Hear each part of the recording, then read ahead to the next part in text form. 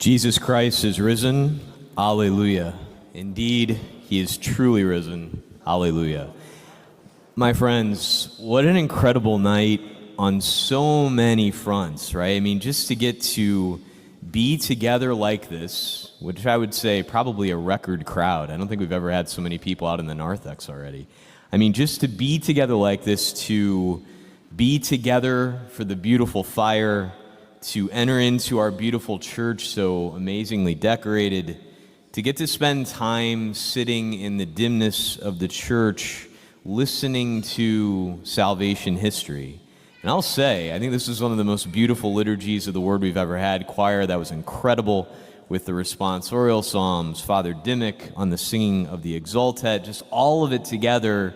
And then, of course, the lighting of all of the lights. The light has entered the world, and the darkness has indeed not overcome it.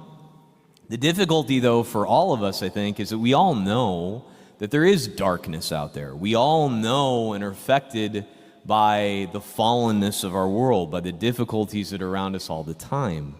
But I think one of the most important words in the gospel that we get tonight, this gospel from Luke, after we just heard from Luke last Sunday on Palm Sunday, of his whole narrative of the Passion. This is what comes right after. And as those women go at daybreak, right away, they want to be there as soon as they can be. But they go expecting to find a dead body. But what do they hear from the angels who are there? Remember, remember, remember what he said to you while he was still in Galilee, that the Son of Man must be handed over to sinners and be crucified and rise on the third day. Clearly, until this point, they hadn't quite remembered that last part. As they brought spices, they went to the tomb. They were seeking the dead, they were seeking the dead. But what they should have been seeking was the living. How easy it is for all of us to forget. And yet, Holy Mother Church gives us this great gift. I mean, think about it this way. We get a bonfire, for goodness sakes. You know, in the midst of the liturgy, I managed to not light myself on fire this year, which I'm very grateful for, although I have no hair left on my hands from lighting the charcoal. Like, it's incredible what's there, right? That we get this full night in this big way. It's as though the church is saying with a giant candle that lights up the darkness, do not forget. And don't forget what? That Jesus Christ is risen from the dead. Just as he promised, just as he said it would be. Just for the same reason that he could say in the 8th station to these same women, don't weep for me, weep for yourselves and for your children. Why? Because he never forgets. He knows that the Father's love is stronger than anything. He knows that the light that has entered into the darkness will never be overcome by that same darkness. The light is what is ultimately victorious. His love is what never fails. And so, my dear friends who are about to be baptized, about to be confirmed, about to be received into the Catholic Church, about to receive the body, blood, soul, and divinity of Jesus Christ for the first time, I invite you, along with all of us, to remember. Remember, at every single Mass, Father Dimmick and I get to say those amazing words, do this in remembrance of me. Do this in memory of me. Why? Because God does not forget his promises. God does not forget that he loves us always and forever. God does not forget that he has carved us into the palm of his hand, right? That he loves us so much that he bears the wounds of his passion right now in heaven at the right hand of the Holy Father, right? He loves us that much and he never forgets. We have a tendency to.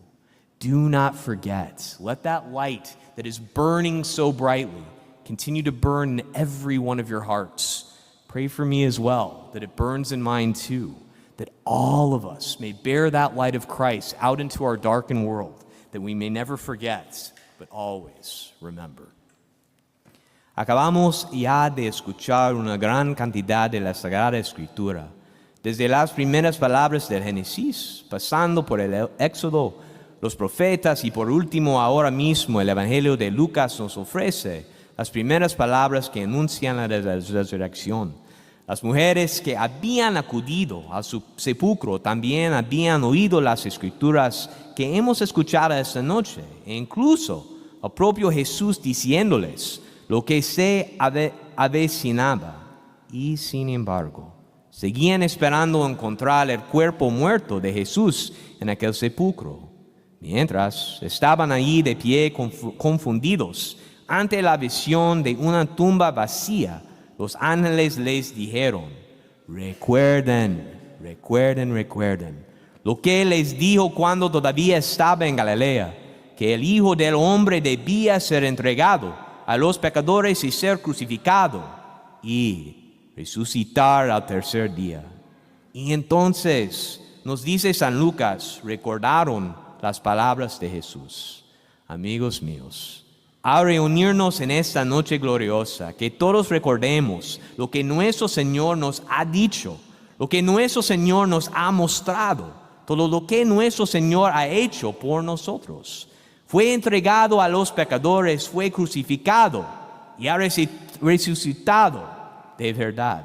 Mientras celebramos esta noche tan gloriosa, en la que tantos de nuestros hermanos y hermanas nacen de nuevo en el bautismo y tantos pasan a formar parte de la iglesia que nos dio nuestro Salvador, que cada uno de nosotros recuerde siempre el amor eterno de nuestro Señor por nosotros, el amor que nunca falla. ¡Viva Cristo Rey!